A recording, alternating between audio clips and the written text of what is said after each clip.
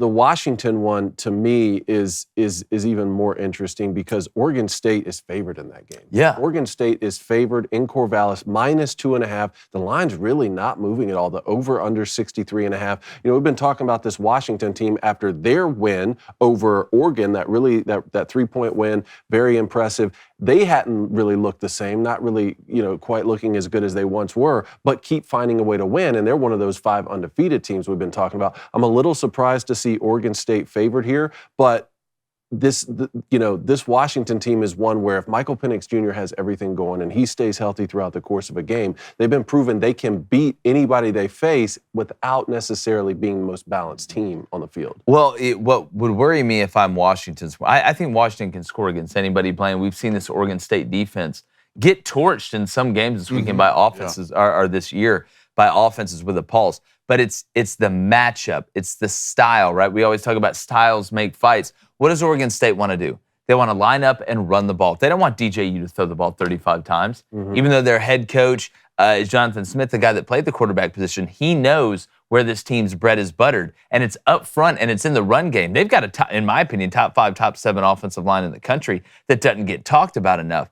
But with the new clock rule, you can run the ball, you can limit possessions. The more you limit possessions, the more Washington has to be perfect on offense in those possessions. Because I think Oregon State is going to be able to score some points in this game. Even though I'm not the biggest DJU fan of all, not saying that Michael Penix and McMillan and Polk and Dunsey and all those guys aren't going to go out there and roll up 45. But the more you limit possessions, the more you make the other team have to be perfect and score on said possessions every time they get the ball. I think the style of this game and it being at home, with the experience that Oregon State has, I know it's different. This isn't a trap game for Washington. Let's make sure we get that out of the way. You're going to play the number 11 team in the country. You can't get up for this one. You can't get up for any game, right? So, Blaine, when you start with Washington and Oregon State, when you look at this game, like I said, what would scare me the most if I was a Washington fan is their ability to keep my offense off the field and to have to narrow the path for us to be able to win because I have to be damn near perfect on offense. If you're looking for a gift this holiday season, or you want to make it a little bit easier when you're having parties or soirees or get-togethers or fiestas or whatever you call it in your house, well, look no further than Bartesian. All right, it's a home cocktail maker. It's a machine the size of a coffee maker that makes premium cocktails at the touch of a button. We have one of these at the house.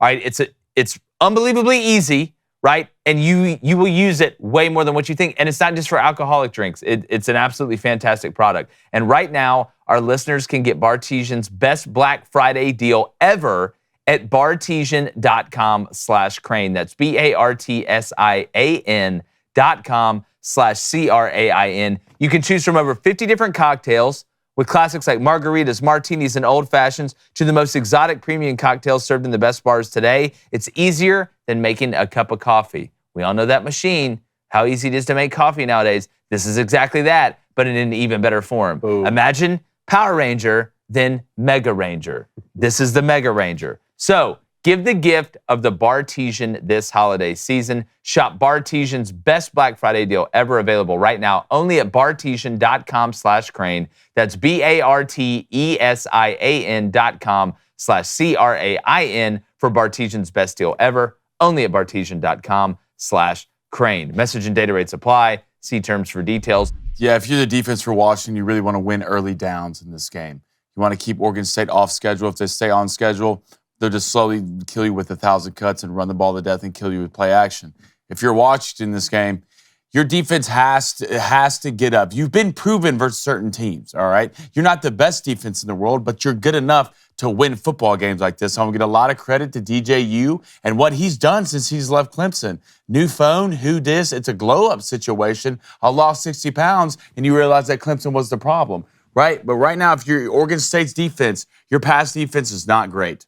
It's not great. You have one of the best run defenses in the nation, but we're not that worried about that with Washington.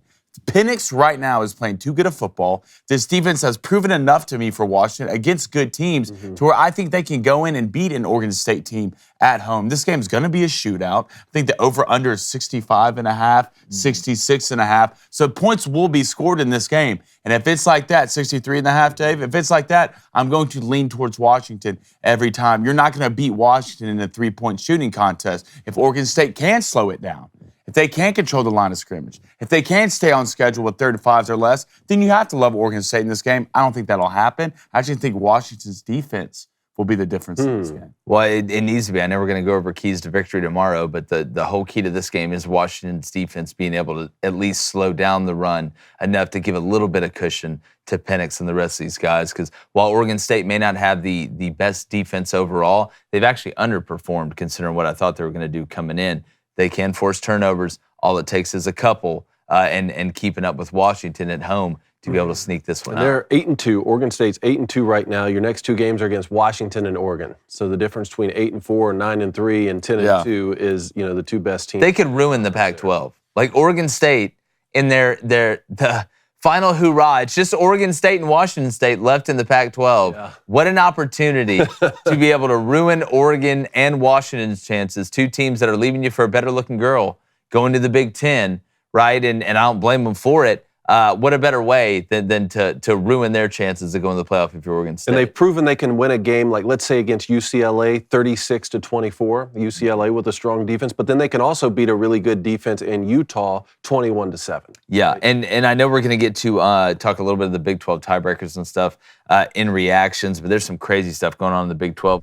Hey, everybody on YouTube, thank you guys for blowing up the channel. Make sure if you haven't yet, you subscribed. Hit that like button on the videos. We really, really appreciate it and really enjoy bringing you sports the way you want to consume it.